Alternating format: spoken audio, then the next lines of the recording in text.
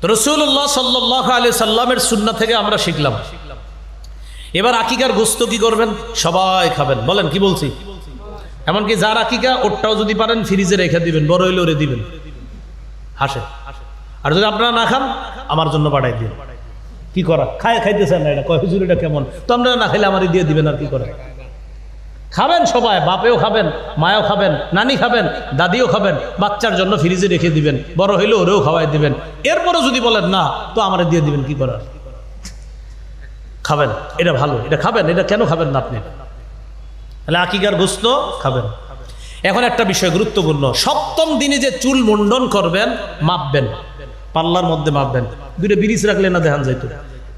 এই যে এটা একটা পাল্লা, এটা একটা পাল্লা, এক পাল্লায় সপ্তম দিনের চুলগুলা রাখবেন। এটা স্বর্ণকারের দোকানে নিয়ে যাবেন, এই যে ছোট্ট পাল্লাগুলো আছে, এক পাল্লায় চুলগুলা রাখবেন, আরেক পাল্লায় রূপা রাখবেন। এক পাল্লায় চুল, আরেক পাল্লায় রূপা। এই চুলের সমপরিমাণ রূপা সৎকা করে দিবেন, অথবা ওই রূপার সমপরিমাণ টাকা আপনি সৎকা করে দিবেন। দলিল তিরমিজি শরীফের 1519 নম্বর হাদিস, আলী রাদিয়াল্লাহু তাআলা আনহুর বর্ণনা। রাসূলুল্লাহ সাল্লাল্লাহু আলাইহি সাল্লাম হযরত ফাতেমা রাদিয়াল্লাহু তাআলা আনহাকে বলছে, ফাতেমা ইহলিকি রাসা, হাসানের মাথাটা মুন্ডন করবা, ওয়া তাসাদদাকি বিজিনাতি শারিহি ফিদ্দাতান, হাসানের চুল পরিমাণ রূপা আল্লাহর রাস্তায় সৎকা করে দিবা। হযরত আলী বলেন, ফাওয়াজানতুহু, হাসানের চুলটা আমি মাপলাম, ফাকানা ওয়াজনুহু দিরহামান আও বা'দ দিরহামিন, হাসানের চুল ওজন করার পর দেখি 1 দিরহাম রূপা পরিমাণ চুল হইছে, অথবা 1 দিরহামের কাছাকাছি। তো বলেন 1 দিরহাম পরিমাণ রূপা, বেশি তো দাম না, সর্বোচ্চ আপনার 800 1000। হুজুর কত হবে এখন? রূপার দাম বাড়ছেনি, তাহলে সর্বোচ্চ 1500-এর বা বেশি হবে না আপনার। এই কাজটা কইরেন আপনারা, সপ্তম দিনে বাচ্চার চুলটা রেখে দিবেন। এটা স্বর্ণকারের দোকানে গিয়ে মাপবেন, এক পাল্লায় রূপা, আরেক পাল্লায় চুল, ওই চুল পরিমাণ সমপরিমাণ রূপা সৎকা করবেন। যদি বলেন না হুজুর রূপাটা দিব না, তো রূপার সমপরিমাণ টাকা আপনি সৎকা করে দিবেন।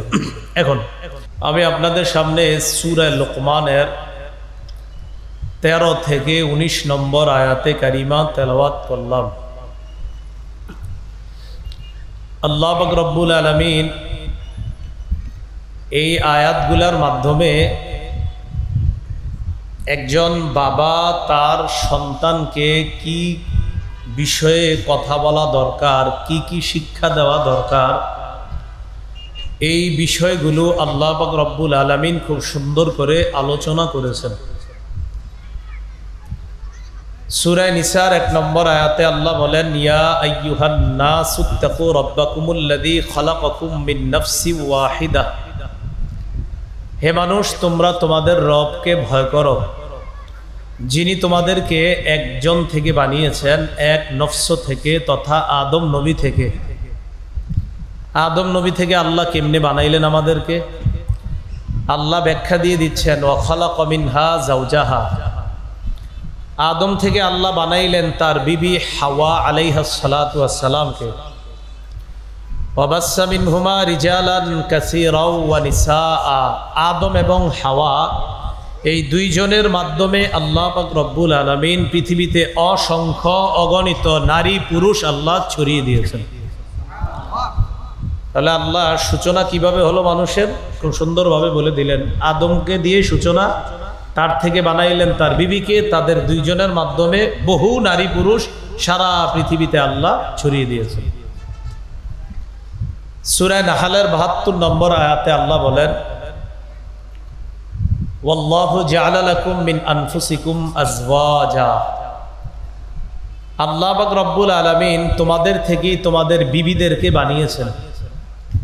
ওয়া জাআলা লাকুম মিন আজওয়াজিকুম বানিনা ওয়া হাফাদা, তোমাদের বিবিদের থেকে আল্লাহ বানিয়েছেন তোমাদের সন্তানদেরকে, তোমাদের নাতি নাতনিদেরকে। এইভাবেই তো কত সুন্দর করে আল্লাহ বলে দিলেন, তোমাদের থেকে বিবি, বিবিদের থেকে সন্তান, আর ওই সন্তানের হয়তো বিবি হবে অথবা নিজের মেয়ের স্বামী হবে। তো মেয়ের স্বামী হলে সেক্ষেত্রে আপনার মেয়ের ঘরের নাতি নাতনি হবে, আর ছেলের বিবি হলে ছেলের ঘরের নাতি নাতনি হবে। এইভাবে আল্লাহ পাক রব্বুল আলামিন মানুষের বংশ বিস্তার দুনিয়াতে ঘটিয়েছেন। সূরা রুমের 21 নম্বর আয়াতে আল্লাহ বলেন, وَمِنْ آيَاتِهِ أَنْ خَلَقَ لَكُمْ مِنْ أَنْفُسِكُمْ أَزْوَاجًا, আল্লাহ তোমাদের থেকেই তোমাদের স্ত্রীদেরকে বানিয়েছেন, লিতাসকুনু ইলাইহা, যেন বিবিদের কাছে তোমরা শান্তি পাও, প্রশান্তি খুঁজো, তাদের কাছে যেন প্রশান্তি খুঁজে পাও, আরাম করতে পারো। সারাদিন অফিস করে, সারাদিন কাজকর্ম করার পর স্ত্রীর কাছে যাওয়া, স্ত্রীর সাথে কথা বলা, তার সাথে বসে খাবার খাওয়া, তার সাথে সুখ দুঃখের আলোচনা করা। স্ত্রীকে আল্লাহ বানিয়েছেন কেন? আল্লাহ বলেন যাতে তাদের কাছে তোমরা প্রশান্তি পাও, আরাম পাও। ওয়াজআলা বাইনাকুম মাওয়াদ্দাতাও ওয়া রাহমা, আল্লাহ তোমাদের উভয়ের মাঝে ভালোবাসা এবং মায়া মমতা সৃষ্টি করে দিয়েছেন। স্ত্রী আর স্বামীর মাঝে ভালোবাসা, মায়া মমতা সৃষ্টি করে দিয়েছেন। ইন্না ফী যালিকা লাআয়াতিল লিকাউমিন ইয়াতাফাক্কারুন, আল্লাহ বলেন এসবের মাঝে জ্ঞানী সম্প্রদায় যারা, চিন্তাশীল সম্প্রদায় যারা, তাদের জন্য উপদেশ রয়েছে। এগুলোর মধ্যে তাদের জন্য উপদেশ রয়েছে, জ্ঞানীরা চিন্তা করবে এই বিষয়গুলো নিয়ে। তো এইগুলার মাধ্যমে আমরা জানলাম একটা পরিবার কত সুন্দরভাবে সূচনা হয়।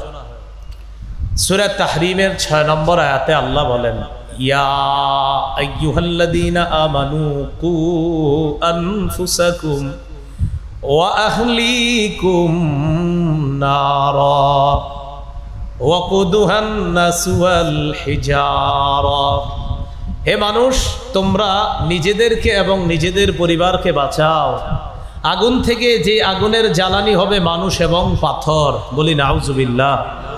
আল্লাহ আগুন জ্বালাবে মানুষ দিয়ে, পাথর দিয়ে। তো আল্লাহ বলে তোমাদেরকে এবং তোমাদের পরিবারকে বাঁচাও, তোমরাও মানুষ, তোমাদের পরিবারেও মানুষ আছে, তো তোমরা এই মানুষগুলা যেন জাহান্নামের জ্বালানি না হও। জেনে রাখবা জাহান্নামের জ্বালানি হবে মানুষ এবং পাথর। তো আল্লাহ বলছে তোমরাও মানুষ, পরিবারও মানুষ, তাই তোমাদেরকে আর পরিবারকে আগুন থেকে বাঁচাও। তো এইভাবে আল্লাহ আলোচনা করলেন আমাদের পরিবারগুলো যেন আমরা জাহান্নাম থেকে বাঁচানোর ফিকির করি, নিজেদেরকেও যেন জাহান্নাম থেকে বাঁচাই। আল্লাহ আমাদের সকলকে এইভাবে একটা সুন্দর পরিবার গঠন করার তৌফিক দান করেন।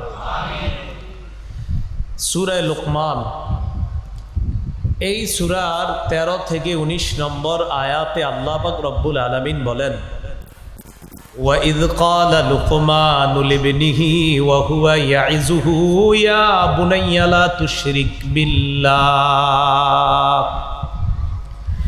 ওই সময়কে স্মরণ করো যখন লুকমান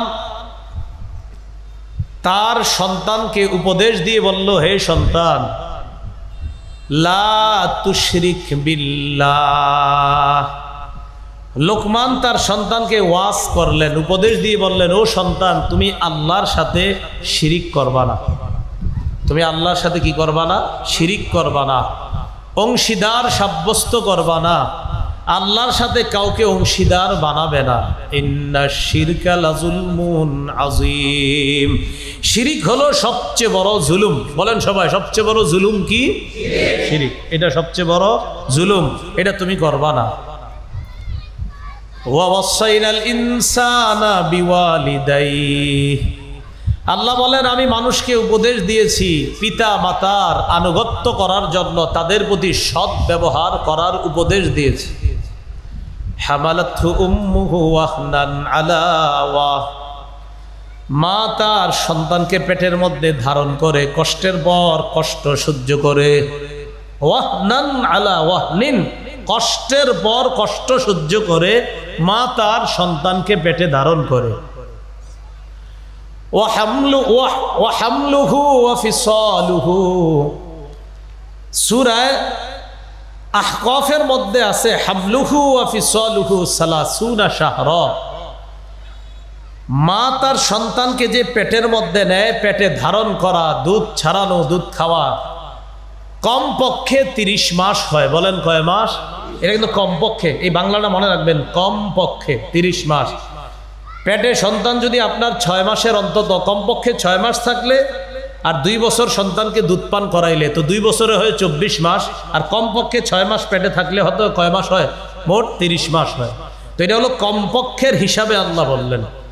একটা সন্তান মায়ের পেটে কমপক্ষে 6 মাস যদি থাকে আর দুধ পান করায় 2 বছরে হলো 30 মাস, এটা বেশিও হতে পারে। তো এটা সূরা আহকাফে। আর আল্লাহ রাব্বুল আলামিন সূরা লুকমানের মধ্যে বলতেছেন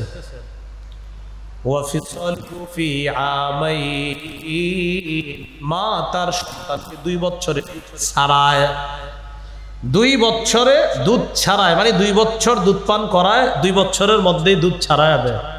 এটা হানাফি ফিকহের মাসালা। যদি ইমাম আবু হানিফা আর আপনার ইমাম আবু ইউসুফ, ইমাম মুহাম্মদ রাহিমাহুমুল্লাহ, তাদের মাঝে আপনার এটা নিয়ে একটু মতভেদ আছে। যাই হোক,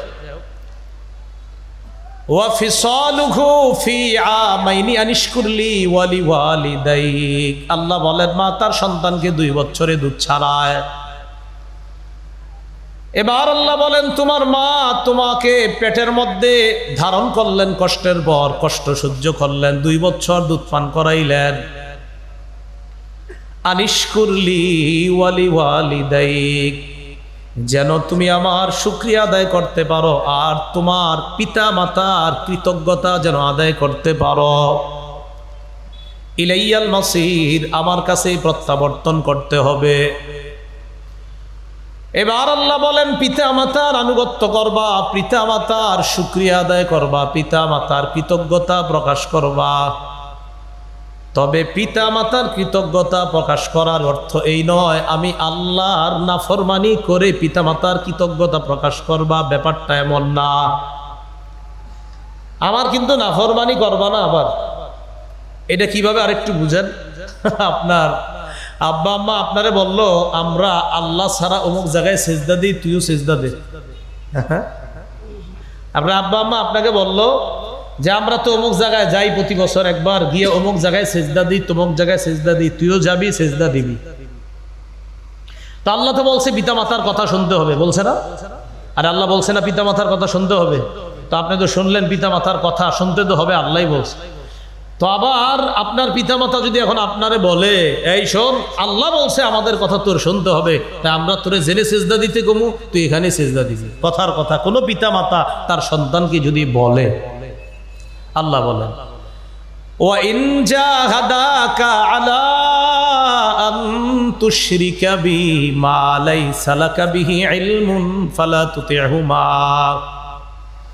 তোমার মা বাবা যদি তোমাকে বাধ্য করে আমি আল্লাহর সাথে শিরিক করার জন্য, যদি তোমাকে বাধ্য করে যে ব্যাপারে তোমার কোনো জ্ঞান নাই, তোমাকে যদি আমার সাথে শিরিক করার ব্যাপারে বাধ্য করে, ফালা তুতিহুমা, মা বাবার এই হুকুমটা তুমি পালন করবা না। তোমার মা বাবা যদি তোমাকে বলে আমার সাথে শিরিক করার কথা বলে, তাহলে মা বাবার এই আদেশটা ভদ্রতার সাথে প্রত্যাখ্যান করবা। কিসের সাথে? বেয়াদবি করে না, কিন্তু ভদ্রতার সাথে প্রত্যাখ্যান করা। আপনার আব্বা আম্মা আপনাকে শিরিক করতে বললে বলবেন আব্বা আমি এটা পারবো না, আম্মা এটা সম্ভব না, এটা আল্লাহর সাথে শিরিক করা, আজ তোরে পিটাবো। আপনি রাগ হবেন না, আপনি বলবেন না আল্লাহ নিষেধ করছে, এটা আমি পারবো না। আল্লাহ বলছে আপনাদের 2 জনের আনুগত্য করতে, আবার আল্লাহ বলছে শিরিকের কথা বললে আপনাদের 2 জনের কথা শোনা যাবে না, তাই ভদ্রতার সাথে আমি আপনাদের এই কথাটা মানতে পারবো না। সাথে সাথে আল্লাহ বলছেন ওয়া সাহিবহুমা ফিদ দুনিয়া মারুফা, আপনার পিতা মাতা যতদিন দুনিয়াতে বেঁচে থাকবে তাদের সাথে আপনি সদাচরণ করবেন, ভালো ব্যবহার করবেন। মনে রাখবেন আপনার পিতামাতা যদি অমুসলিমও হয়, তারা যতদিন দুনিয়াতে বেঁচে থাকবে তাদের সাথে আপনি ভালো ব্যবহার করবেন। হ্যাঁ, তাদের কোনো শিরকি কথাবার্তা আপনি মানতে বাধ্য না, এটা শুনবেন না। আবার বলছি, মা বাবা যদি নাফরমানও হয়, মা বাবা যদি অমুসলিমও হয়, মা বাবার সাথে সুন্দর আচরণ করতে হবে, ভালোভাবে কথা বলতে হবে, কিন্তু তাদের কোনো গুনাহের হুকুম পালন করা যাবে না। কথাটা কি বুঝে আসছে সবার? আর বলেন তো গুনাহের হুকুমটা প্রত্যাখ্যান করব কি ধমকের সাথে না ভদ্রতার সাথে? আল্লাহ বুঝার তৌফিক দান করেন। এবার আল্লাহ বলেন ওয়াত্তাবি' সাবিলা মান আনাবা ইলাইয়া, অনুসরণ করো ওই ব্যক্তির যেই ব্যক্তি আনাবা ইলাইয়া, ওই ব্যক্তির পথ অনুসরণ করো যে আমার দিকে নত হয়, আমার দিকে ঝুঁকে, যে আমার দিকে বারবার ফিরে আসে, তার পথ অনুসরণ করো। সুম্মা ইলাইয়া মারজিউকুম ফাউনাব্বিউকুম বিমা কুনতুম তা'মালুন। এরপর আল্লাহ বলেন তোমাদের প্রত্যাবর্তন হবে আমার কাছে, আমি তোমাদেরকে অবগত করব ওই বিষয়ে যে আমল তোমরা করো। আমার কাছে তোমরা একদিন আসবে, আমি আল্লাহ তোমাদেরকে সব বিষয়ে অবগত করে দিব, তোমরা এই করেছিলা, এই বিষয়গুলো তোমাদেরকে জানিয়ে দেওয়া হবে। আল্লাহ পাক রব্বুল আলামিন এবার কত সুন্দর করে বলেন দেখেন, লোকমান হাকিম তার সন্তানকে বলতেছে বাবা শোনো, মানে সন্তানকে বলতেছে সন্তান তুমি শোনো, ইয়া বুনাইয়া ইন্নাহা ইন তাকু মিসকালা হাববাতিন মিন খারদাল ফাতাকুন ফি সখরাতিন আও ফিস সামাওয়াতি আও ফিল আরদি ইয়াতি বিহা আল্লাহ।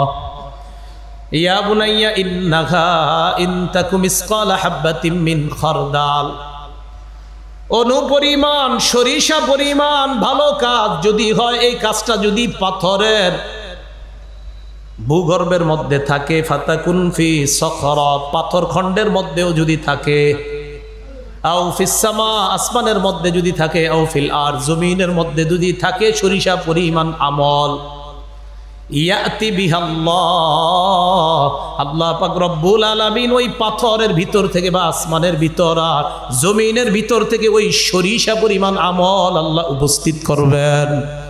সামান্য সরিষা পরিমাণ এটা যদি পাথরের মধ্যে থাকে, এটা যদি আসমানে থাকে, এটা যদি জমিনে থাকে, ইয়াতি বিহাল্লাহ এটা আল্লাহ উপস্থিত করবে, তোমাকে দেখায় দিবে।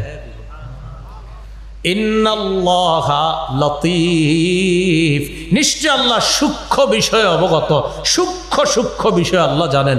খবীর, সব বিষয়ে আল্লাহ সম্যক অবগত, সব বিষয়ের খবর আল্লাহ রাখেন।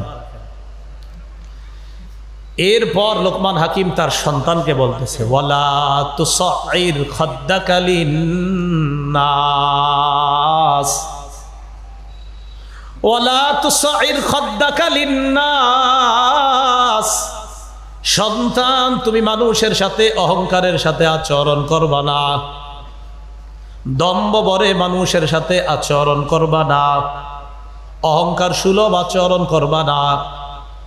ওয়ালা তামশি ফিল আরদি মারহা, অহংকারের সাথে জমিনের মধ্যে চলবা না। ওয়ালা তুসাইর খাদ্দাকা লিন্নাস ওয়ালা তামশি ফিল আরদি মারহা। আপনাদের অনেকের মনে আসতে পারে মাঝে মাঝে, হুজুর আপনি মাঝে মাঝে অনেক সময় রাগ করে কথা বলেন, আমার সাথে শরীয়ত বহির্ভূত কোনো কথা যদি বলেন তখন আমি আপনার সাথে রাগ করতে বাধ্য। শরীয়ত বহির্ভূত কথা বললে, কথার কথা যদি কোনো আলেম আপনারে শরীয়ত বহির্ভূত কথা বললেন আর ওই আলেম যদি রাগ করে, রাগের রাইট আছে। এজন্য শরীয়ত বহির্ভূত কথা কোনো আলেমের রেফারেন্সও আরেকজনকে বলবেন না যে ওমকে বড় বলছে আপনাকে, এটা শুধু শরীয়ত বহির্ভূত কথা হয়, আল্লাহর হস্তে বলবেন না। এই কথাগুলো মনে রাখবেন, কাউকে না, শরীয়ত বহির্ভূত কাজ যে করবে, এটা আমার আব্বা করলো এটা ঠিক না। কি বহির্ভূত কাজ? শরীয়ত। আর আমি ব্যক্তিগতভাবে ঝগড়াঝাটি পছন্দ করি না। কোথাও যদি আমি জানি যে আমার নিয়ে কোথাও ঝগড়া হয়, কথার কথা আজকে কয় তারিখ, এই জায়গায় 26 তারিখ, কথার ঘটনা চক্রে পাশের এলাকায় 26 তারিখে মাহফিল দিছে, এই পাশের ঘরেই আমার নাম দোনো জায়গায়, কথার কথা। তো আমি যদি দেখি দোনোজনের ঝগড়া, তো আমি দোনোজনকে ক্যান্সেল করে দিই, না আপনাদের ঝগড়া লাগবেন কেন আমার নিয়ে, ক্যান্সেল, খালাস। কথার কথা আজকে 26 তারিখ, 26 অক্টোবর, আগামী মাসের 26 নভেম্বর এখানে মাহফিল, তো আপনারা দুই দল ঝগড়া লাগছেন কি নিয়ে, যে না এ আসতে পারবে না। অথবা আজকে আপনার এই হজরতের মাহফিল, যিনি বেচারা 26 অক্টোবর মাহফিলের আয়োজন করছে, কথার কথা 1 বছর আগে আমাদের দাওয়াত দিচ্ছে, মাঝখান দিয়ে আপনারা আবার 26 অক্টোবরে আরেকটা মাহফিল করলেন মাঝখান দিয়ে, তো বেচারা তো 1 বছর আগে দাওয়াত দিচ্ছে, উনি 1 বছর আগে বলছে, তো উনি তো রাইট মাহফিল করার, হঠাৎ আপনি জানাইলেন না আপনি করতে পারবেন না।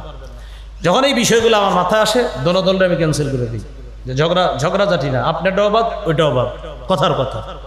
এই বিষয়গুলো মাথায় রাখবেন। আমি সহজ সরল মানুষ, কারোর সাথে কখনো ঝগড়ায় যাই না, তো শরীয়তের খেলাফ কোনো কথা আল্লাহর রাস্তায় আমার কানে বলবেন না, আমাদের পায়ে ধরি, আমারে ভালোভাবে চলতে দেন, থাকতে দেন, ইনশাল্লাহ এই ময়দান পরিবর্তন হবে ইনশাল্লাহ।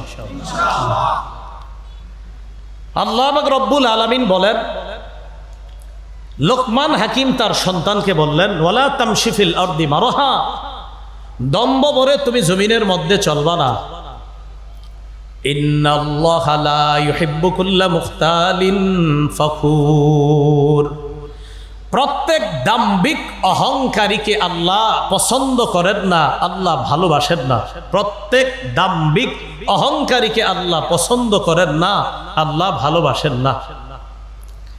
তিরমিজি শরীফের 2492 নম্বর হাদিসের বর্ণনা, قال رسول الله صلى الله عليه وسلم يحشر المتكبرون يوم القيامة أمثال الذر في صور الرجال। কিয়ামতের ময়দানে অহংকারীদেরকে আল্লাহ মানুষের আকৃতিতে পিঁপড়ার মতো উপস্থিত করবে। আবার বলছি, কিয়ামতের ময়দানে অহংকারীদেরকে মানুষের আকৃতিতে পিঁপড়ার মতো উপস্থিত করা হবে। আকৃতি কাদের? মানুষের, কিন্তু দেখতে কার মতো মনে হবে? পিঁপড়া। কিয়ামতের ময়দানে অহংকারীদেরকে উপস্থিত করা হবে মানুষের আকৃতিতে, বাকি দেখতে মনে হবে পিঁপড়ার মতো। যদি বলেন হুজুর এটা দেখতে কেমন হবে, আল্লাহ জানে কেমন হবে। হুজুর এটা কি সম্ভব? হ্যাঁ, আল্লাহর পক্ষে সবই সম্ভব। তাহলে অহংকারীদেরকে উপস্থিত করা হবে কিয়ামতের ময়দানে মানুষের আকৃতিতে পিঁপড়ার মতো, মানুষের আকৃতিতে পিঁপড়ার মতো তাদেরকে। ইয়াগশাহুমুযিল্লু মিন কুল্লি মাকান, লাঞ্ছনা তাদেরকে চারদিক থেকে গ্রাস করবে, লাঞ্ছনা তাদেরকে চারদিক থেকে ছেয়ে ফেলবে, লাঞ্ছনা বঞ্চনা তাদেরকে চারদিক থেকে ঘেরাও করে ফেলবে। কাদেরকে? অহংকারীদেরকে। আল্লাহ আমাদের সকলকে অহংকার করা, অহংকার আচরণ থেকে আল্লাহ আমাদেরকে হেফাজত করেন। এই কথা বলার পর লোকমান হাকিম তার সন্তানকে বলতেছে, ওয়াকসিদ ফি মাশইকা ওয়াগদুদ মিন সাউতিক, তুমি যখন চলবা মধ্যম পন্থা অবলম্বন করে চলবা। তুমি যখন রাস্তায় চলবা মধ্যম পন্থা অবলম্বন করে চলবা। এটা আমরা সবসময় খেয়াল রাখবো। এমনকি মসজিদে যাওয়ার সময়, মসজিদে যাওয়ার সময় অনেক সময় আমরা বৃষ্টির মধ্যে কাদা দিয়ে জুতাগুলা বৃষ্টির মধ্যে পাড়াই, পাড়ায় দৌড় দিয়ে গিয়া জামাত ধরি, আরেক মুসল্লিদের জুতাগুলা নষ্ট করি, হয় না? এটা ঠিক করি না কাজটা। রাসূল সাল্লাল্লাহু আলাইহি ওয়াসাল্লাম হাদিসের মধ্যে বলছে, শোনো, আলাইকুম বিস-সাকিনাতি ওয়াল ওয়াকার, তোমরা মসজিদে যখন আসবা খুব শান্তভাবে মসজিদে আসবা। দৌড়ায়া তোমরা মসজিদে যাওয়ার প্রয়োজন নাই, শান্তভাবে আসবা। আসার পর যতটুকু জামাত পাও ততটুকু জামাতে শরিক হইবা। 1, 2, 3 রাকাত যদি না পাও পরে বাকিটা আদায় করে নিবা। সুন্দরভাবে মসজিদে যাইতে বললেন। আপনি বৃষ্টির মধ্যে দৌড়ায়া গেলেন, আরো 5-7 জনের জুতাগুলা নষ্ট করে মসজিদে ঢুকলেন। আল্লাহর হুকুম পালন করলেন, কিন্তু বান্দাকে কষ্ট দিলেন। রবের হুকুম পালন করার ক্ষেত্রে কিছু যদি ভুল হয় আল্লাহ চাইলে মাফ করবেন, কিন্তু বান্দাকে কষ্ট দিলে আল্লাহ কিন্তু আপনাকে মাফ করবে না, ওই বান্দা যতক্ষণ মাফ না করে। এই কাজটা আমরা করব না। দৌড়ে গেছে গিয়ে এরকম ইয়া করে, হ্যাঁ, তো এই জন্য এগুলো আমরা না করা। এরপরে কোনো আলোচক যখন আপনার মাদ্রাসা মসজিদের সামনে আসে, মনে করেন আমি আসি যখন, বা কোনো আলোচক, তখন আমরা 5-7 জন কি করি, আলোচকরে রিসিভ করার জন্য আরো 7-8 জনের জুতাগুলা পাড়ায়া ওনার জুতাটা নিতে চাই না, করবেন না। হ্যাঁ, যেন সচরাচর আমি আমার জুতা কাউরে এতটা সহজে ধরতে দিই না, কারণ উনি আরো 14 জনের জুতা পাড়া দিয়ে এসে আমারটা ধরতে চান। কেন আপনি আরেকজনের কষ্ট দিবেন? কেন আরেকজনের জুতাগুলা এরকম নষ্ট করবেন না আপনি। আরেকজন ওই ভাইয়ের জুতা, উনি চামড়ার জুতা হোক, কম দামি হোক, বেশি দামি, আপনি তার জুতা নষ্ট করার, তার জুতায় কাদা লাগানোর, বালু লাগানোর অধিকার ইচ্ছাকৃতভাবে আপনি রাখেন না। ভাই কথাগুলো মনে থাকবে। আমাদের এই ভুলগুলা হয় কিনা সত্যি করে বলেন। আল্লাহ আমাদেরকে হেফাজত করে। ওয়াকসিদ ফি মাশিকা, আল্লাহ বলেন, লোকমান হাকিম তার সন্তানকে বললেন, তুমি মধ্যপন্থা অবলম্বন করবা হাঁটার ক্ষেত্রে। ওয়াগদুদ মিন সাউতিক, আর তোমার আওয়াজটা তুমি নিচু করবা। উঁচু আওয়াজে বেশি কথা বলবা না, নিচু আওয়াজে নিম্ন স্বরে কথা বলবা। বেশি আওয়াজে কথা বলাটা অনেক সময় খারাপ শোনা যায়। আল্লাহ বলেন, ইন্না আনকারাল আসওয়াতি লাসাউতুল হামির, সবচেয়ে নিকৃষ্ট আওয়াজ হলো গাধার আওয়াজ। সবচেয়ে নিকৃষ্ট আওয়াজ কার? তো এই জন্য আমরা মাঝে মাঝে এমনভাবে কথা না বলা যে আমাদের আওয়াজগুলা শুনতে অনেক খারাপ দেখা যায়। আল্লাহ আমাদের সকলকে কথাগুলা বুঝার তৌফিক দান করেন। আয়াত থেকে কি শিখলাম? বাবা তার সন্তানকে শরীয়ত শিখাইতে হবে, বাবা তার সন্তানকে ইসলাম শিক্ষা দিতে হবে ছোটবেলা থেকে। আল্লাহ আমাদের সব বাবাদেরকে তাদের সন্তানগুলা যেন এইভাবে ছোটবেলা থেকে গড়ে উঠাইতে পারে, আল্লাহ তৌফিক দান করেন। এবার দেখেন সূরা বাকারার 131 132 নম্বর আয়াত। আগে আমরা সবাই দিল থেকে বলি, আমাদের ধর্মের নাম কি? ইসলাম মানে আত্মসমর্পণ করা, নত হওয়া, আল্লাহর কাছে সারেন্ডার করা। আমরা সবাই ইসলাম পালন করি, আল্লাহর কাছে নত হই। আজকে থেকে আমরা এই ইসলামের দাওয়াতটা আমার সন্তানকেও দিব, বলেন ইনশাআল্লাহ। দেখেন কি বলে আল্লাহ, ইয ক্বালা লাহু রাব্বুহু আসলিম। ইব্রাহিম নবীর তার রব বললেন, আসলিম, আপনি আত্মসমর্পণ করেন। ক্বালা আসলামতু লিরাব্বিল আলামিন। ইব্রাহিম নবী জবাব দিলেন, আমি আমার রব, বিশ্বজগতের রবের সামনে আত্মসমর্পণ করলাম। আল্লাহ বললেন আসলিম, আত্মসমর্পণ করেন। ইব্রাহিম নবী কয় আসলামতু, আমি আত্মসমর্পণ করলাম লিরাব্বিল আলামিন, বিশ্বজগতের রবের সামনে। এখন আমরা আপনাদের কাছে জানতে চাই, এখানে আমরা যারা বাবা আছি অথবা ইনশাআল্লাহ ভবিষ্যতে বাবা হব, আমরা ইসলাম বা আত্মসমর্পণ করি একমাত্র কার কাছ? তাহলে বাবার কাজটা পেয়ে গেলাম। এবার বাবার আরেকটা কাজ সূরা বাকারা 132 নম্বর আয়াতে আল্লাহ বলেন, ওয়াওয়াসসা বিহা ইব্রাহিমু বানিহি ওয়া ইয়াকুব ইয়া বানিয়া ইন্নাল্লাহা আসতাফা লাকুমুদ-দীনা ফালা তামুতুন্না ইল্লা ওয়া আনতুম মুসলিমুন। স্মরণ করো এই সময়কে যখন ইব্রাহিম নবী এবং ইয়াকুব নবী তার সন্তানদেরকে এই ইসলামের ওসিয়ত করেছেন, আর সন্তানদেরকে বলেছেন, ও সন্তানরা, মুসলমান না হয়ে মৃত্যুবরণ করবা না, মরবা যখন ইসলাম নিয়ে মরবা, ইসলাম ছাড়া কেউ মরবা না। তাহলে বাবারা পালন করবে ইসলাম, সন্তানকেও বলতে হবে তুমি ইসলাম ছাড়া যেন কবরে না যাও। এটা বাবা ইব্রাহিম নবী আর সন্তানদের মাধ্যমে আল্লাহ আমাদেরকে শিখাইয়া দিয়েছেন যে ইব্রাহিম নবী ইসলাম পালন করছেন, সন্তানদেরকেও ইসলামের ওসিয়ত করেছেন। তো আমরা যারা বাবা, আমরা নিজেরা ইসলাম পালন করব, সন্তানকে ইসলাম পালনের ওসিয়ত করব ইনশাআল্লাহ। তো এবার সন্তানটা তো বড় হওয়ার পরে না এগুলা করব, সন্তান যখন জন্ম নিবে তখন থেকে তার কিছু অধিকার আমরা রক্ষা করার চেষ্টা করব। সন্তানটা যেদিন জন্ম নিবে এদিন একটা সুন্দর করে ছবি তুলবেন, তোলার পর এটা ফেসবুকে দিয়ে দিবেন, দিয়ে বলবেন আজকে প্রথম বাবা হওয়ার অনুভূতি প্রকাশ করতে পারছি না, সর্বপ্রথম বাবা হওয়ার অনুভূতি আজকে আমি ভিতরে ভিতরে উপভোগ করছি, যেটা কাউকে বোঝানো সম্ভব না। নো ক্যাপশন উপরে লেখা দিয়ে দিলেন ফেসবুকে, এটা হলো প্রথম কাজ। আরেকজন লিখবেন চাচা হওয়ার স্বাদ অনুভব করলাম, এটা প্রথম কাজ না। কি কোন এটাই তো হচ্ছে প্রথম কাজ। এটা হচ্ছে এই বেচারা এখনো দুনিয়াতে আসে নাই, হ্যাঁ ফেসবুকে এসে বলছে। কেন এগুলা করে বলেন? ওর উপরে মানুষের নজর লাগবে। এই বাচ্চাটা এখনো দুনিয়াতে আইসা সারে নাই, কতগুলা কাজ বাকি আছে, এর আগে আপনি ওরে দিয়ে দিলেন ফেসবুকে। এরপরে বিপদে পড়ার পর দোয়া চায়, খালি কি কয় দোয়া চায়, ও ফেসবুকে দোয়া চায়। বাচ্চাটা দেওয়া দরকার না, এমনি দোয়া চায়, বাচ্চা না দিয়ে দোয়া চায় যে আমি বাবা হয়েছি, চাচা হয়েছি, দোয়া করবো। বাচ্চার ছবিটা দেওয়া দরকার নেই, কারণ কে আছে তার নজর খারাপ আপনি তো জানেন না। ও যদি বদ নজর লাগায় দেয়, আল্লাহ আমাদেরকে বুঝার তৌফিক দান করুন। দোয়া চাইেন, শুধু দোয়া চাইতে পারেন, কিন্তু ছবিটা দিয়েন না। তো আবু দাউদ শরীফের 5105 নম্বর হাদিস, এই হাদিসের বর্ণনাকারী উবাইদুল্লাহ ইবনে আবি রাফে। এই উবাইদুল্লাহ ইবনে আবি রাফে তার বাবা আবু রাফে থেকে বর্ণনা করেন, রাআইতু রাসূলুল্লাহ সাল্লাল্লাহু আলাইহি ওয়াসাল্লাম আযানা ফি উদুনিল হাসান ইবনে আলী ইবনে আবি তালিব রাদিয়াল্লাহু তাআলা আনহুমা হিনা ওয়ালাদাতহু ফাতিমাতু আলাইহাস সালাতু ওয়াস সালাম। আমি রাসূল সাল্লাল্লাহু আলাইহি সাল্লামকে দেখেছি, ফাতেমা রাদিয়াল্লাহু তাআলা আনহা যেদিন তার সন্তান হাসানকে প্রসব করেছেন, আমি নবীকে দেখেছি, নবী সেদিন ফাতেমার সন্তান হাসানের কানে, আল্লাহর নবীকে দেখছি আজানের মুয়াজ্জিন সাহেবরা নামাজের যে আজানটা দেয়, অবিকল নবীরে ওই আজানটা হাসানের কানে আমি দিতে দেখছি। তাহলে নামাজের আজানটা আমি দেখছি নবীরে, নবী হযরত হাসানের কানের মধ্যে দেয়। তাহলে আমরা পেয়ে গেলাম একদম ছোট হলে যখন আসবে দুনিয়াতে প্রথম কাজ কি করা? আজান দেওয়া। এটা হলো 1 নম্বর কাজ। 2 নম্বর কাজ তাহনিক করানো। বলেন সবাই, কি করানো? তাহনিক। তাহনিক কি জিনিস? সহিহ বুখারীর বর্ণনা 5467 নম্বর হাদিস, আন আবি মুসা রাদিয়াল্লাহু তাআলা আনহু قال ওয়ালিদালি গুলামুন সাল্লাল্লাহু আলাইহি ওয়াসাল্লাম, আমার একটা সন্তান হয়েছে, এই সন্তানটাকে আমি নবীর কাছে নিয়ে আসলাম।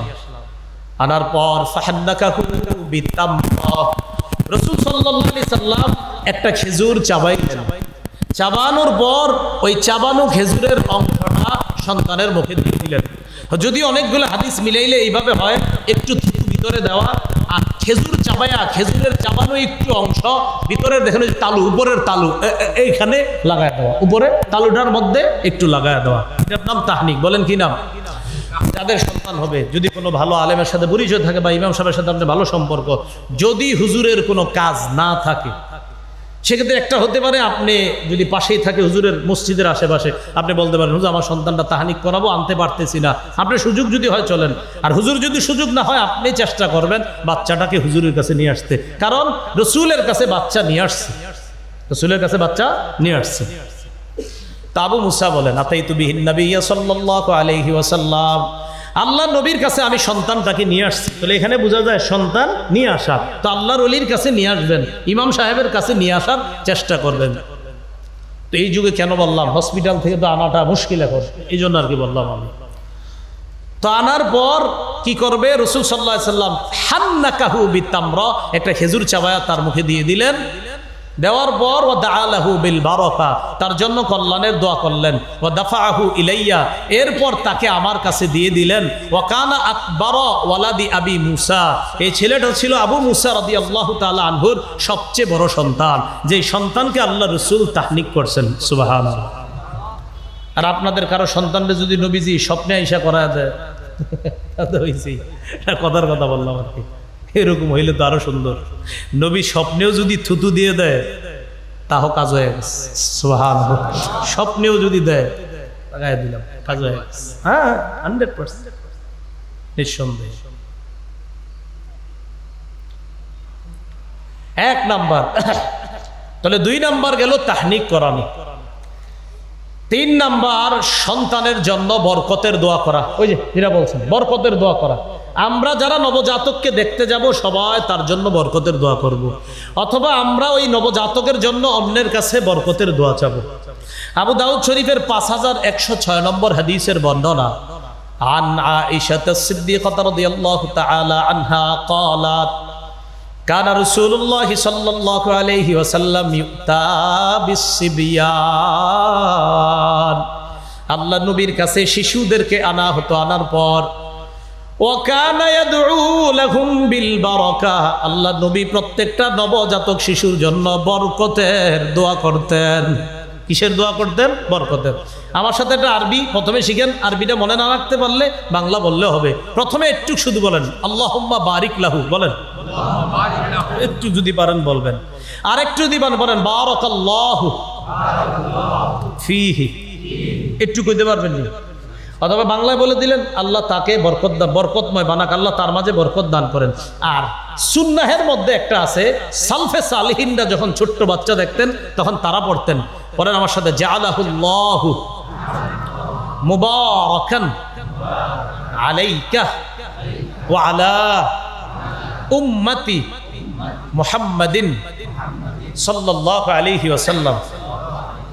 এটা যদি পারেন সুন্দর হয় আর কি। এটার অর্থ হলো আল্লাহ এই সন্তানটাকে তোমার জন্য আর গোটা জগতের উম্মতে মুহাম্মদীর জন্য বরকতের কারণ বানায় দেন।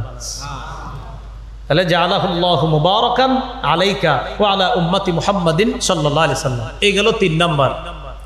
4 নাম্বার, শিশু সন্তানের কান্নাকে গুরুত্ব দেওয়া। বলেন কি বলছি? তার কান্নাকে গুরুত্ব দেওয়া। কান্না, শিশু যখন কখনো কান্না করে, ওর কান্নাকে গুরুত্ব দেওয়া উচিত।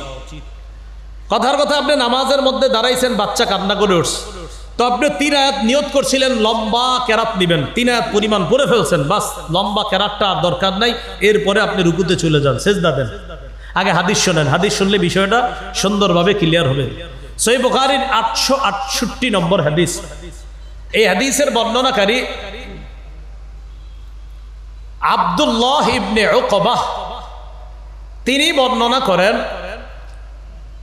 যে রাসূলুল্লাহ সাল্লাল্লাহু আলাইহি ওয়াসাল্লাম বলেন, ইন্নী লা আকুমু ইলাস সালাহ, আমি নামাজের মধ্যে দাঁড়াই, ওয়ানা উরিদু আন উতাব্বিলা ফিহা, নামাজের মধ্যে দাঁড়াইলে মাঝে মাঝে আমার মন চায় নামাজটা লম্বা করি, কেরাত লম্বা করি, আমার মন চায় নামাজে দাঁড়ায়া কেরাতটা লম্বা করি, আমার মন চায়। ফাসমাউ বুকাস সবি, ইতিমধ্যে যদি আমি কোনো শিশুর কান্নার আওয়াজ শুনি, তখন আমি কি করি? আতাজাওয়াজু ফি সালাতি, আমি নামাজ সংক্ষিপ্ত করি। কারাহিয়াতান আশুক্কা আলা উম্মিহি, এই টেনশনে যে শিশুর কান্নার আওয়াজে মায়ের কষ্ট হবে, তাই মায়ের যেন কষ্ট না হয় আমি নামাজ সংক্ষিপ্ত করে ফেলি। শিশুর কান্নার আওয়াজ শুই না। তো ওই তৎকালীন সময়ে তো আপনার নারীরা একদম পিছনে জামাতে দাঁড়াইতো, এখন আবার কিন্তু নারী পুরুষ একসাথে জামাত আপনার পড়তে যায় না, এটা ওই যুগের ঘটনা। আম্মা জান আয়েশা সিদ্দিকা ওই যুগে এই মাসালা হল করে দিয়েছেন। তো রাসূলুল্লাহ সাল্লাল্লাহু আলাইহি সাল্লাম বলেন, শিশুর কান্নার আওয়াজে মা কষ্ট পাবে, এই কারণে আমি কি করি? সংক্ষিপ্ত করি। মাঝে মাঝে আমি নামাজে দাঁড়াইলে মন চায় নামাজ লম্বা করি, কিন্তু আমি যখন কোনো শিশুর কান্নার আওয়াজ শুনি আমি নামাজটা সংক্ষিপ্ত করি। কেন? আমার টেনশন হয়, ভয় হয়, আরে মা তার শিশুর কান্নার আওয়াজ শুনে কষ্ট পাবে, তাই যেন কষ্ট না পায়, আর বাচ্চাটাও যেন কষ্ট না পায়, আমি নামাজ সংক্ষিপ্ত করে দেই, ওই বাচ্চাকে যেন তার মা তাড়াতাড়ি লালন পালন করে। এলো বাচ্চার কান্নাকে গুরুত্ব দেওয়া। 4। 5 নাম্বার আকিকা করা। বলেন কি করা? আকিকা করা। বাইহাকি শরীফের বর্ণনা 19,760 নম্বর হাদিস। এই হাদিসের বর্ণনাকারী আবু হুরায়রা রাদিয়াল্লাহু তাআলা আন, তিনি বলেন, ক্বালা রাসূলুল্লাহ সাল্লাল্লাহু আলাইহি ওয়াসাল্লাম, ইন্নাল ইয়াহুদা তাউক্কু আনিল গুলাব ওয়ালা তাউক্কু আনিল জারিয়া। রাসূলুল্লাহ সাল্লাল্লাহু আলাইহি সাল্লাম বলেন, ইহুদিরা শুধু ছেলের পক্ষ থেকে আকিকা করে, মেয়ের পক্ষের আকিকা করে না। নবীজি বলেন, ইহুদিরা শুধু ছেলের আকিকা করতো আগে, মেয়ের আকিকা করতো না। আমি নবী তোমাদেরকে বলছি, শোনো, ফাউক্কু আনিল গুলামি শাতাইন ওয়া আনিল জারিয়াতি শাতান। ছেলের পক্ষ থেকে 2টা বকরি, মেয়ের পক্ষ থেকে 1টা বকরি তোমরা আকিকা করবা। তাহলে ইহুদিরা ছেলের আকিকা করতো, মেয়ের আকিকা করতো না। নবীজি বলেন, শোনো, তোমরা ছেলেরও আকিকা করবা, মেয়েরও আকিকা করবা। ছেলের পক্ষে 2টা করবা, মেয়ের পক্ষে 1টা করবা। যদিও সামর্থ্য কম থাকলে ছেলের পক্ষে 1টা করলেও আকিকা আদায় হয়ে যাবে। মনে থাকবে নি? বুঝেন নাই? সামর্থ্য কম থাকলে ছেলের পক্ষেও 1টা যদি আকিকা দিয়ে দেন আপনি ছেলের পক্ষ থেকে, আকিকা আদায় হয়ে যাবে, যদি সামর্থ্য আপনার কম থাকে। আল্লাহ বুঝার তৌফিক দান করেন। নাসাই শরীফের বর্ণনা, কত দিনে আকিকা করবেন? সুন্নাহ হলো 7ম দিনে। বলেন কত দিনে? মানে বেশি সুন্নাহ। এরপরে যদি আপনি না পারেন তাহলে 14তম দিনে, এটার একটা বর্ণনা আছে। না পারলে 21তম দিনে। বাকি বিশুদ্ধ বর্ণনায় আসছে যে সবচেয়ে শ্রেষ্ঠ সুন্নাহ হলো 7ম দিনে করা। নাসাই শরীফের 4220 নম্বর হাদিসের বর্ণনা, আন সামুরা ইবনে জুনদুব রাদিয়াল্লাহু তাআলা আনহু قال قال رسول الله صلى الله عليه وسلم كل غلام رهين بعقيقته تذبح عنه يوم سابعه ويحلق رأسه ويسمى। রাসূলুল্লাহ সাল্লাল্লাহু আলাইহি সাল্লাম বলেন, প্রত্যেকটা নবজাতক আকিকার সাথে আবদ্ধ থাকে। 7ম দিনে তার আকিকা করবে, তার মাথার চুল মুন্ডন করবে এবং তার নাম রাখা হবে। তাহলে কয়েকটা সুন্নাহ এখানে শিখলাম। 1 নাম্বার 7ম দিনে আকিকা করা, 2 নাম্বার মাথা মুন্ডন করা, 3 নাম্বার নাম রাখা। যদিও জন্মের দিনেও নাম রাখা জায়েজ আছে। কোন দিনে? জন্মের দিনে নাম রাখা জায়েজ আছে। দলিল কই? সূরা আলী ইমরান।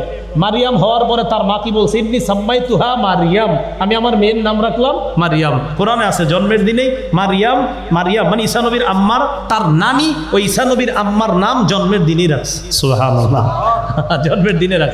আর ওই যে নবীজির কাছে তাহনিক করাইতে নিয়ে আসছে আবু মুসা তার সন্তানকে, জন্মের দিনেই নবীর কাছে আনছে। আনার পর নবীজি তার নাম সাম্মাহু ইব্রাহিম, জন্মের দিনেই তার নাম রেখে দিছে ইব্রাহিম। তাহলে জন্মের দিনে নাম রাখা জায়েজ আছে। বাকি নাসাইর বর্ণনায় আমরা 4220 নম্বর হাদিস থেকে বুঝলাম যে জন্ম 7তম দিনে আকিকা করা, নামটাও 7ম দিনে আপনি যদি রাখেন রাখতে পারেন, আর মাথা মুন্ডন করা। যদিও আমরা জানছি যে জন্মের দিনেও নাম রাখা জায়েজ আছে। এটা বুখারীর বর্ণনা 5467 নম্বর হাদিস, সূরা আলী ইমরান থেকেও আমরা বুঝতে পারলাম জন্মের দিনে নাম রাখা জায়েজ। বাকি আপনি যদি চান 7তম দিনে নাম রাখা, আকিকা করা, তার মাথা মুন্ডন করা। কি ও কথাগুলো মনে থাকবেন ইনশাআল্লাহ? যদি সপ্তম দিনে না পারেন 14-21তম দিনে। এই দলিল কই আছে? আল জামিউ সগীর একটা হাদিসের কিতাব 5681 নম্বর হাদিসে আছে, আল আকিকাতু তুযবাহু লিস-সাবঈন, আকিকা সপ্তম দিনে, আও লি আরবা'a আশরাতা, অথবা 14তম দিনে, আও লি 21 অথবা 21তম দিনে, 14তম দিনে অথবা 21তম দিনে। বিসমিল্লাহির রহমানির রহিম। আল্লাহুম্মা লাকাল হামদু ওয়া লাকাল শুকর, আল্লাহুম্মা লাকাল হামদু ওয়া লাকাল শুকর। রাসূলুল্লাহ সাল্লাল্লাহু আলাইহি সাল্লামের সুন্নাহ থেকে আমরা শিখলাম। এবার আকিকার গোশত কি করবেন? সবাই খাবেন। বলেন কি বলছি? এমনকি যার আকিকা ওরটাও যদি পারেন ফ্রিজে রেখে দিবেন, বড় হইলে ওরে দিবেন, হাসে। আর যদি আপনারা না খান আমার জন্য পাঠাই দিন। কি করা? খাইতেছেন না, এটা কয় হুজুর এটা কেমন? তো আপনারা না খাইলে আমারই দিয়ে দিবেন, আর কি করে?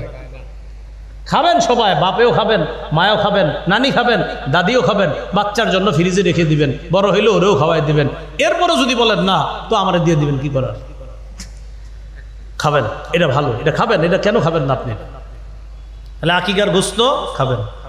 এখন একটা বিষয় গুরুত্বপূর্ণ, সপ্তম দিনে যে চুল মুন্ডন করবেন মাপবেন, পাল্লার মধ্যে মাপবেন।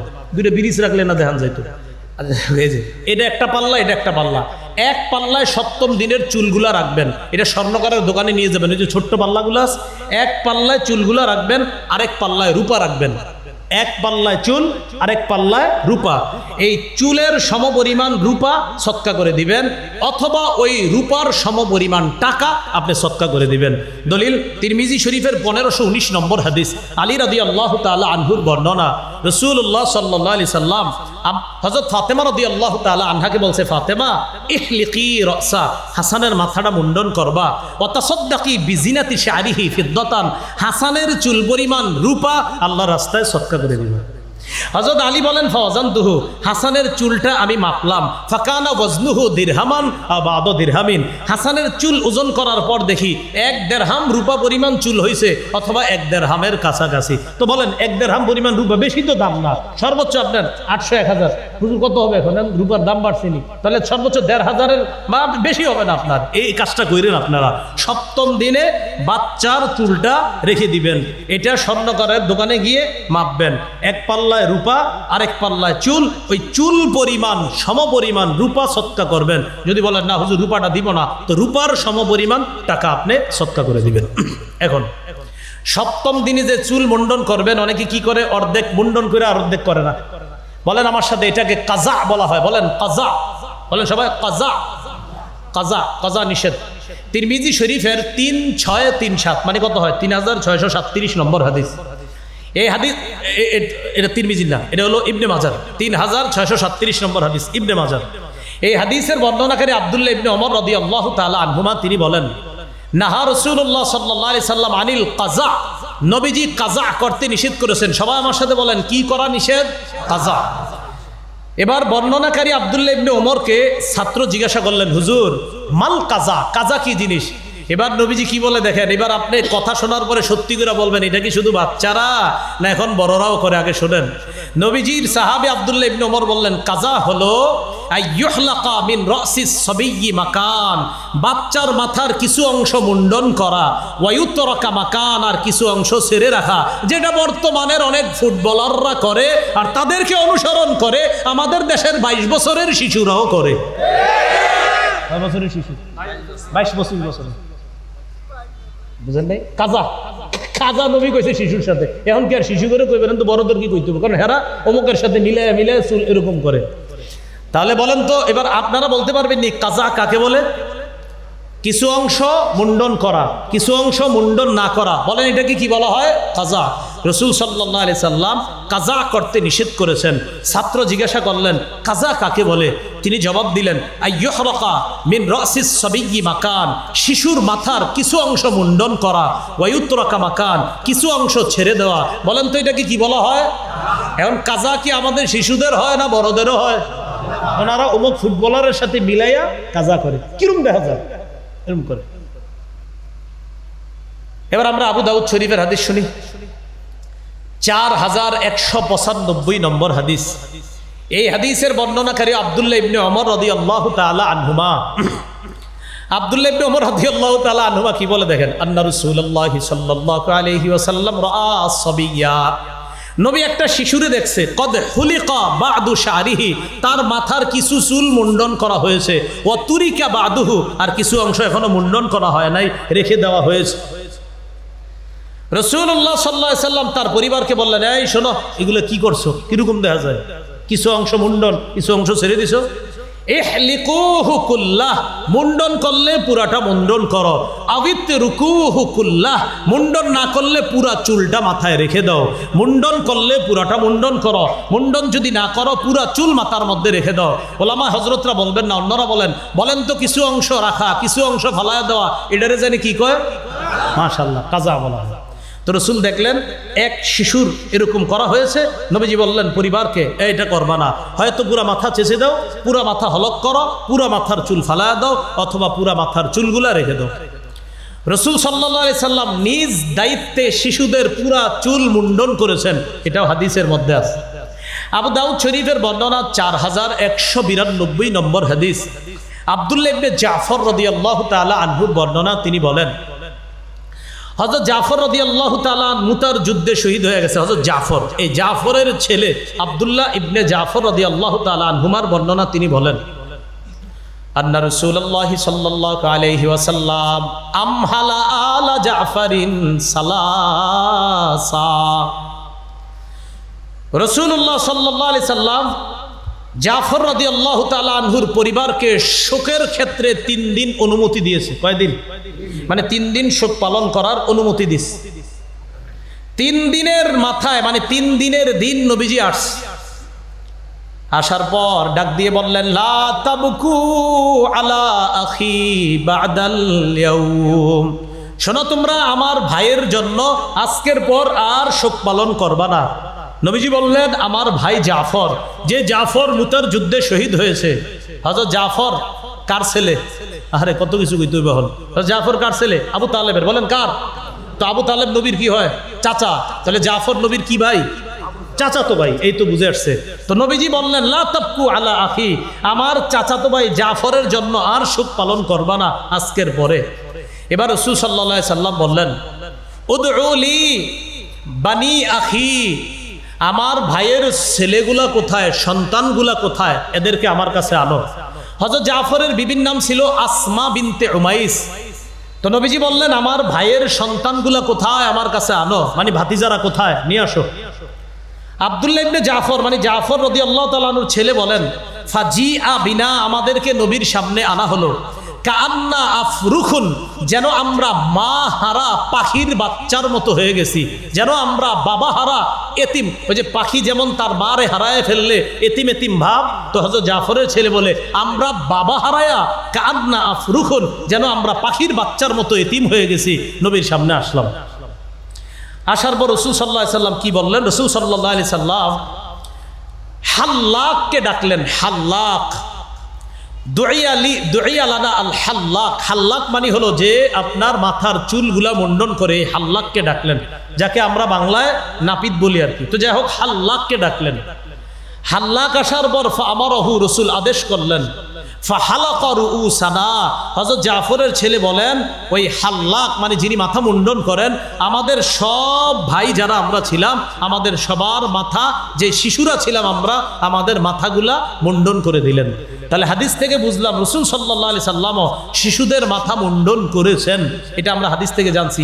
বাকি মুন্ডনের ক্ষেত্রে কিছু অংশ মুন্ডন করা, কিছু অংশ ছেড়ে দেওয়া, এটা আমরা করব না, বড়রাও করব না, শিশুরাও করব না। এটাকে বলা হয় কাজা, কাজা করা নিষেধ। এবার যে বিষয়টা, আকিকা করতে গিয়ে কিছু বাড়াবাড়ি করা, বলেন সবাই কি করা? বলেন কুসংস্কার করা। বলেন কি করা? কুসংস্কার করা। আকিকার অনুষ্ঠান করে আরো রকমারি কুসংস্কার করে। আবু দাউদ শরীফের 2843 নম্বর হাদিস।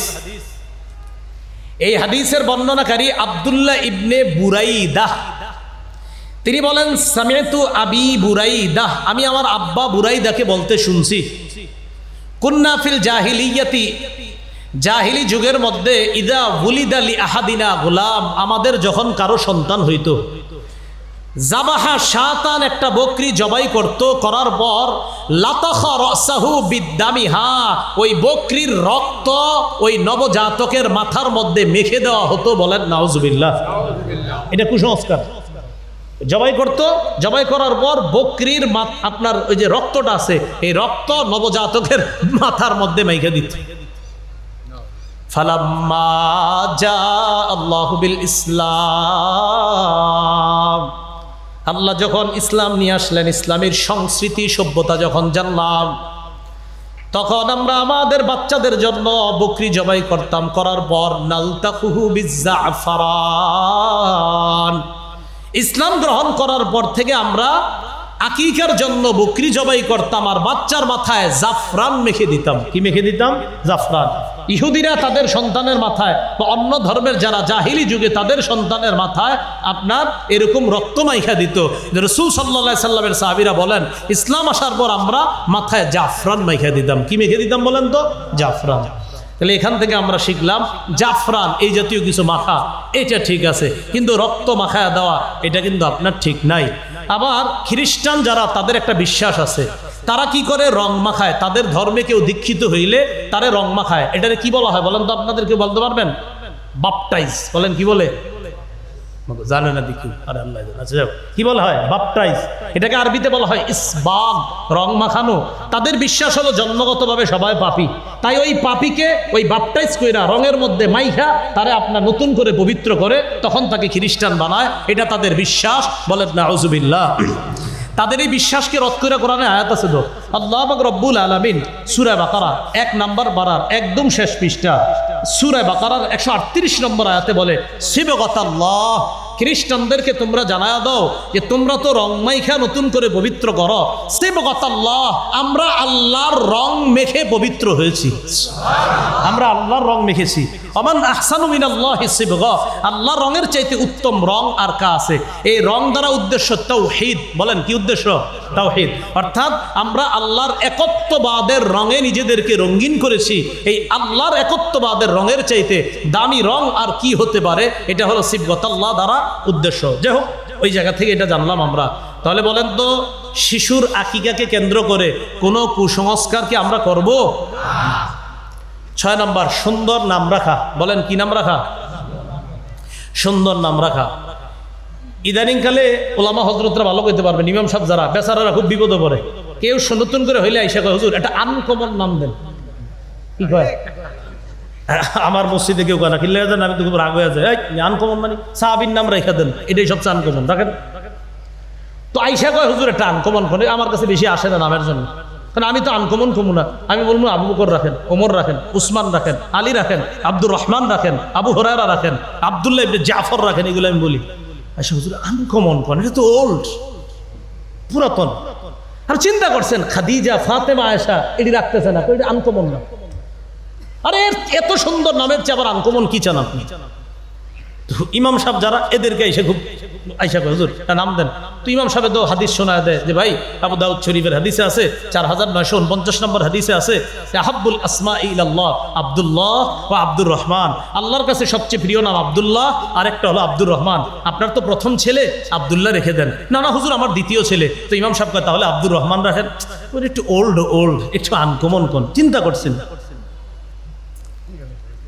আল্লাহর কাছে সবচেয়ে প্রিয় নাম আব্দুল্লাহ, আব্দুর রহমান। এটা আবু দাউদ শরীফের 4949 নম্বর হাদিসের বর্ণনা। হাদিসে আসছে 4টা নাম, এরকম আছে আরো অনেকগুলো নাম আছে, এই নামগুলা না রাখা। রাসূলুল্লাহ সাল্লাল্লাহু আলাইহি সাল্লাম বলেন, 4958 নম্বর হাদিসে আছে, আল্লাহ রাসূল বলেন, লা তুসাম্মিয়ান্না গুলামাকা ইয়াসারান ওয়ালা রাবাহান ওয়ালা নাজিহান ওয়ালা আফলাহা। তুমি তোমার সন্তানের নাম ইয়াসার রাখো না, রবাহ রাইখো না, নাজিহ রাইখো না, আফলাহ রাইখো না। কেননা এই নাম যদি রাখো তখন কেউ এসে বলবে এ আফলাহ তুমি কোথায়? তখন কেউ যদি বলে আফলাহ নাই, আফলাহ মানে অধিক সফল, তো আপনারা যদি কেউ এসে বলে আফলাহ কোথায় মানে অধিক সফল কোথায়, তো ঘটনাচক্রে সে ঘরে নাই, তো আপনি বললেন আফলাহ নাই মানে অধিক সফল সে নাই। তো নবীজি বললেন এই যে তুমি নাই বললে মানে সফলতা নাই, এই জন্য আফলাহ নামটা রাখবা না। নাজিহ মানে হলো আপনার বিজয়, নাজিহ সফল কাম। কেউ আইসা বললো নাজিহ কোথায়, তো আপনি বললেন নাই মানে মানে সফল নাই। তো রাসূল বলছেন এই যে এই নাই বলবা যখন, তখনই তো টেনশন। হ্যাঁ বললে ঠিক আছে সফল আছে, যখন বলবা না তার মানে নাজি, সফল তোমার ঘরে দরকার নেই, এই জন্যই নামটা রাখো না। ইয়াসার মানে সহজতা। কেউ যদি আইসা বলে ইয়াসার ঘরে আছে, তা আপনি বললেন না ইয়াসার ঘরে নাই, মানে সহজ, আমার ঘরে সহজ কিছু নেই। এই জন্য রাসূল বললেন যে তুমি যখন এই নামে ডাকবা তখন কিন্তু যদি সে জবাব দেয় লা এখানে নাই, তাহলে এখানে ইয়াসার নাই মানে সহজতা নাই, এখানে রবাহ নাই, রবাহ মানে লাভ না, এখানে লাভ নাই, এখানে নাজিহ নাই, নাজিহ মানে হলো আপনার বিজয় হওয়া, সফল হওয়া। তারপরে আপনার আরো সুন্দর সুন্দর অর্থ আছে, আফলাহ অধিক সফল কাম। তো এইগুলা যদি বলেন কেউ আইসা আফলা আছে, যদি বলেন হ্যাঁ আছে, ঠিক আছে মাশাআল্লাহ আফলাস। যখন বলবেন নাই মানে সফলতা নাই, ইয়াসার নাই, তো নবীজি বলছে এই জন্য এইগুলা না রাখা। আল্লাহ জানে, বুঝছেন নি সবাই? আচ্ছা, এবার সুন্দর একটা হাদিস শোনা। হাদিস তো সবই সুন্দর, এই কথাটা বলা ঠিক হয় না আমার। সুন্দর একটা হাদিস মানে সব হাদিসই সুন্দর, আমি ভুল ক্ষমা স্বীকার করে নিচ্ছি, সব হাদিসই সুন্দর। হ্যাঁ, সহিহ বুখারীর বর্ণনা 6193 নম্বর হাদিস। বলেন সবাই সব হাদিস? আমি যে বলছি একটা সুন্দর হাদিস না, এটা আমার বলা উচিত হয় নাই। সব হাদিসই নবীর, সব হাদিসই সুন্দর, জাল ছাড়া। বলেন, যারা জাল লেখে এটি তো জাল, আবার তো নবীর হাদিস নেই, জাল জালি। রাসূল সাল্লাল্লাহু আলাইহি সাল্লাম হাদিসের মধ্যে সাঈদ ইবনুল মুসাইয়াবের নাম মনে রাখবেন, এটা কিন্তু একটা গুরুত্বপূর্ণ কথা আছে হাদিসের মধ্যে। সাঈদ ইবনুল মুসাইয়াব বলেন, সহিহ বুখারীর 6193 নম্বর হাদিস, আমার দাদা, তার দাদার নাম ছিল হাজনুন। কি নাম? হাজনুন মানে দুঃখ। আমার দাদা হাজনুন নবীর কাছে গেছে, যাওয়ার পর নবী বললেন মাসমুকা, তোমার নাম কি? কয় হাজনুন। মানে হাজনুন মানে দুঃখ। নবীজি কয় তোমার নাম দুঃখ মানে হাজনুন? কয় জি। নবীজি কয় না, বল আনতা সাহলুন, না তুমি তো সাহলুন। সাহলুন মানে আপনার দুঃখ না, সাহলুন মানে ভালো, সহজ, বিপদ আপদ না আর কি। তো বলতেছে তোমার নাম কি? কয় হাজনুন। হাজনুন মানে দুঃখ। নবীজি কয় না, বাল আনতা সাহলুন, তুমি হাজনুন না, মানে তুমি দুঃখ না, সাহলুন তুমি দুঃখের বিপরীতটা, তুমি ভালো, কি বলো তুমি হাজনুন। তো নবীজি বললেন নামটা পরিবর্তন করে রাখো। তো ওই হাজনুন তিনি জবাব দিলেন, মা আনা বিমুগাইয়িরিন ইসমান সাম্মানিহি আবি, আমি এমন নাম পরিবর্তন করব না যেটা আমার বাপ রাখছে, আমি এমন নাম পরিবর্তন করব না যেটা আমার বাবা রাখছে। নবীর সামনে বলতেছে আমি এটা পরিবর্তন করব না। সাঈদ ইবনুল মুসাইয়াব বলেন আমার দাদা এই নাম পরিবর্তন না করার কারণে ফামা জালাতিল হুজুনাতু বাদাহু, আমাদের পরিবারে সারা জীবন দুঃখ লেগেই ছিল নবীর ওই কথাটা না শোনার কারণে। হুজুনাতু মানে দুঃখ, তার নামের অর্থ ছিল দুঃখ। তো সাঈদ ইবনুল মুসাইয়াব বলেন নবী বলছেন নামটা পরিবর্তন করো, তিনি করে নাই, বা তিনি না করার কারণে আমাদের এই বংশের মধ্যে দুঃখ সারা জীবন শুধু চলতেই থাকলো, দুঃখ আর দুঃখ। দেখছেন, এই জন্য নাম এটার একটা প্রভাব আছে, তাই সুন্দর সুন্দর নাম রাখা। কথাগুলো কি মনে থাকবে ইনশাআল্লাহ? আজকে এতটুকুই থাক। সন্তানের অধিকার আল্লাহ পাক রব্বুল আলামিন আমাদের যতটুকু জানলাম, নাম রাখা, আকিকা করা, আরো কিছু বিষয় জানলাম, আজান দেওয়া, সন্তানকে বড় করা, শিরিক যেন না করে ওসিয়ত করা, আর সন্তানকে ইসলামের ব্যাপারে কথা বলা, এই কথাগুলো আমরা ইনশাল্লাহ জানবো, বলবো। এবার হাত তোলেন, সামনে সবাই দুই হাত তোলেন, স্টেজের না, সামনে ওলামায়ে হযরতরা না, সামনে সামনে সবাই দুই হাত তোলেন। তুলছেন? একদম সত্যি করে কইবেন, আপনারাও ছাত্র আমিও ছাত্র, বলেন আলহামদুলিল্লাহ, আমরা সবাই ছাত্র, ঠিক আছে তো?